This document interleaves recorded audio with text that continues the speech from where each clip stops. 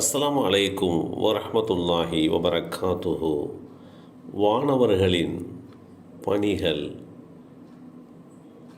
Zayed இப்னு ஜுபைர் அவர்கள் அறிவித்தார்கள், தம்மிடம் ஜிப்ரீல் அலைஹிஸ்ஸலாம் அவர்கள் வஹி கொண்டு வரும்போது தலையை தாழ்த்தி அருளப்படுவதை நபி ஸல்லல்லாஹு அலைஹி வஸல்லம் அவர்கள் மௌனத்துடன் கேட்டுக்கொண்டிருப்பார்கள்.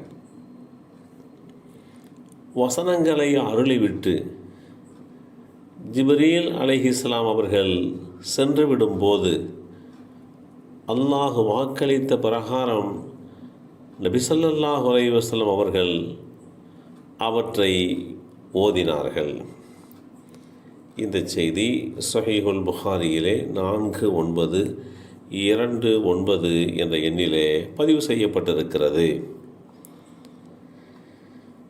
அல்லாஹுடைய படைப்பினங்களில் மலாயிகா, மலக்குமார்கள், வானவர்கள் என்ற ஒரு படைப்பினம். இவர்களுக்கென்று உண்டான பணி அல்லாஹ்விடத்தில் இருந்து வேத வெளிப்பாட்டை, வேத செய்திகளை அல்லாஹ்வின் தூதர்களுக்கு கொண்டு வந்து சேர்ப்பிப்பது. இரண்டாவதாக மனிதன் செய்கின்ற நன்மை தீமைகளை பதிவு செய்தல். மூன்றாவதாக படைப்பினங்களுடைய உயிரை கைப்பற்றுதல்.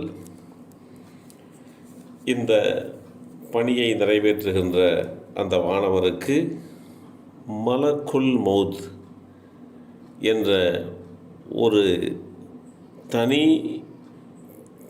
பெயராகவே அவர் அழைக்கப்படுகிறார்.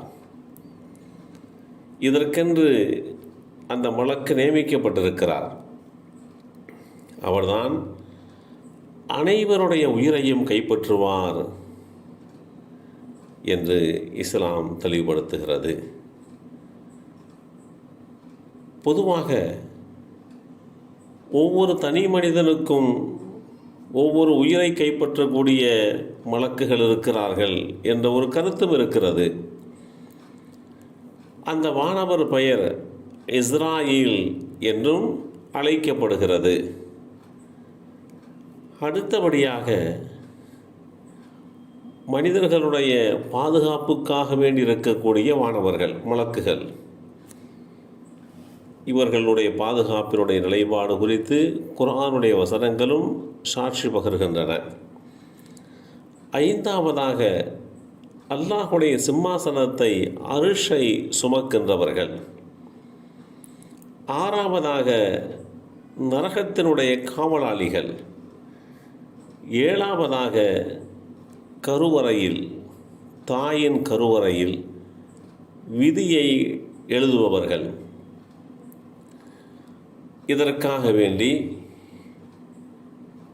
தாயின் வயிற்றில் கருவுருவாகி 4 மாதங்களை அடைந்ததும் இந்த வானவர்கள் தங்களுடைய பணியை நிறைவேற்றுகிறார்கள். எட்டாவதாக மண்ணறையிலே, அடக்கஸ்தலத்திலே, கபூரில் விசாரணை செய்கின்ற பணிக்காக வேண்டி சில வானவர்கள் இருக்கிறார்கள். அவர்கள் தங்களுக்கே உண்டான அந்த பணியை நிறைவேற்றி வருவார்கள். 9ஆவதாக சொர்க்கவாசிகளை வரவேற்கின்ற பணிகளை செய்வதற்கு வானவர்கள் இருக்கிறார்கள்.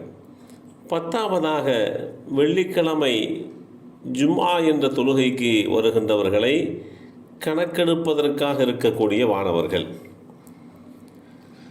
இப்படி வானவர்களுடைய பணி குறித்து வேதமறை குர்ஆன் மிக தெளிவாக எடுத்து சொல்லியிருந்த போதிலும் நபிமொழி தொகுப்புகளிலேயும் அந்த பணிகள், அவைகளுடைய பொறுப்பினுடைய தன்மை எப்படிப்பட்டது என்று தெளிவாக விவரிக்கப்பட்டிருக்கிறது. எல்லாம் வல்ல அல்லாஹு தாலா வானவர்களை மலக்குமார்களை எப்படி நம்பிக்கை கொள்ள வேண்டும் என்று நமக்கு கட்டளை பிறப்பித்தானோ அப்படி நம்புகின்ற நல்லோர்களாக நம்பிக்கையாளர்களாக அல்லாஹ் நம் அனைவரையும் ஆக்கி வைப்பானாக. அஸ்ஸலாமு அலைக்கும் வரஹ்மத்துல்லாஹி வபரகாத்துஹு.